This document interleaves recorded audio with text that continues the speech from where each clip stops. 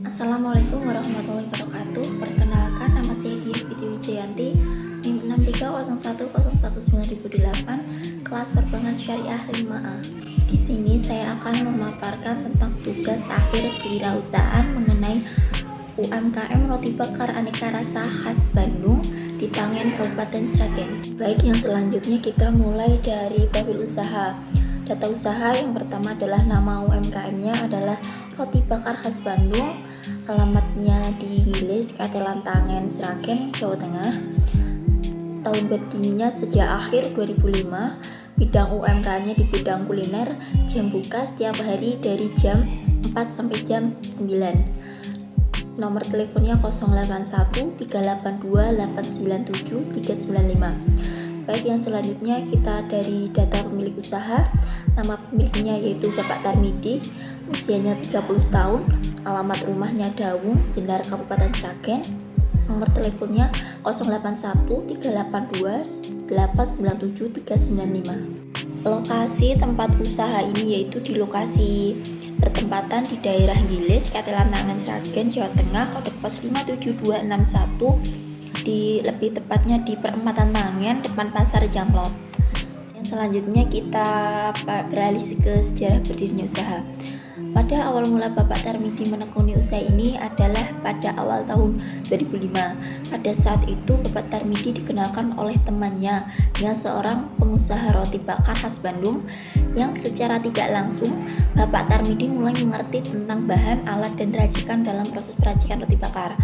Sehingga dari waktu itu beliau mulai menekuni dengan sangat teliti. Tidak disangka pada akhir tahun 2005 Bapak Tarmidi memutuskan untuk resign dari tempat kerja yang dulu, dan dengan pertimbangan keluarga di rumah memutuskan untuk membuka usaha roti bakar khas Bandung dengan bermodalkan pengalaman. Saat bekerja bersama orang, beliau sangat bersyukur dan bahagia karena usaha yang dijalani dari nol kini mulai dikenal dan menjadi salah satu favorit kuliner di daerah Tangen. Bapak Tarmidi tidak menyangka bahwa usaha yang dirintisnya menjadi makanan yang diminati di khalayak umum, khususnya di daerah tersebut. Baik, selanjutnya adalah alasan utama mendorong wirausahaan di bidang tersebut. Alasan utama wirausaha menekuni usaha ini sebenarnya tidak ada. Beliau hanya coba-coba dan mencoba keberuntungan, yang kebetulan juga dikenalkan dengan salah satu temannya dengan pengusaha roti bakar. Tanpa disadari, usaha yang ditekuni dari bertahun-tahun ini membuahkan hasil yang di luar ekspektasi. Usaha yang dimulai dari nol itu berkembang, peminat yang mulai banyak, lokasi yang mulai ramai dikunjungi banyak orang. Selanjutnya kita beralih ke strategi pemasaran. Bapak Tarmidi menjelaskan bahwa strategi pemasaran tidak dilakukan dengan online, tidak dipromosikan melalui HP, tidak delivery order, dan juga tidak dipasarkan melalui platform seperti GrabFood dan lain-lain. Beliau menjelaskan bahwa pemasarannya dilakukan karena beliau sudah memiliki pembeli yang setia, dan juga beliau menuturkan bahwa cita rasa yang tidak dikurangi atau dirubah sedikit pun ketika dari awal sampai sekarang ketika meracik kulinernya, sehingga banyak pembeli sangat menyukai kuliner ini karena cita rasa yang khas, mempunyai ciri khas yang tidak dimiliki pengusaha lain. Dalam sejauh ini, kendala yang sering dihadapi yaitu tempat tinggal antara Bapak Tarmidi dengan tokonya ini lumayan jauh. Misalnya ketika hujan, jalan yang licin, angin yang kencang, bahkan juga ketika sedang berjualan, tiba-tiba hujan dan mati lampu, pastinya mendapatkan pendapatan yang menurun. Ketidaknyamanan dalam bekerja, banyak roti yang belum kejual ketika hujan. Hal ini menjadi kendala dalam proses penjualan ketika cuaca tidak bersahabat. Awal usaha dan pengelolaan keuangan. Awal pengusaha merintis usaha ini tidak ada hutang piutang ke siapapun dan dimanapun, pure dari uang sendiri dan atas usaha bersama keluarganya. Jadi untuk hitungan hutang piutang Bapak Tarmidi tidak mempunyai pada awal proses pembukaan usaha yang dijalannya. Sedangkan untuk pengelolaan keuangan yang diperkirakan sebagai berikut: pendapatan kotor, kira-kira satu roti bakar dibudget seharga 10.000, sedangkan penjualan per hari misalnya 15 roti bakar, itu kira-kira ya, jadi 150.000. Jadi 150.000 dikali selama 30 hari.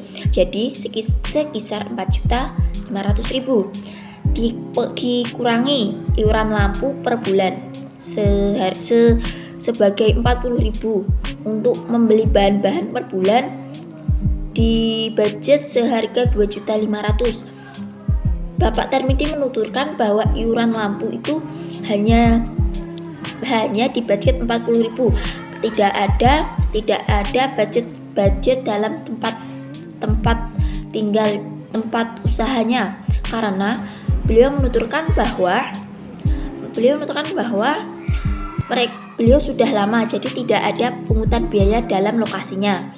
Jadi total bersihnya yaitu 4.500.000 dikurangi 2.540.000. Jadi total bersihnya adalah 1.960.000 rupiah.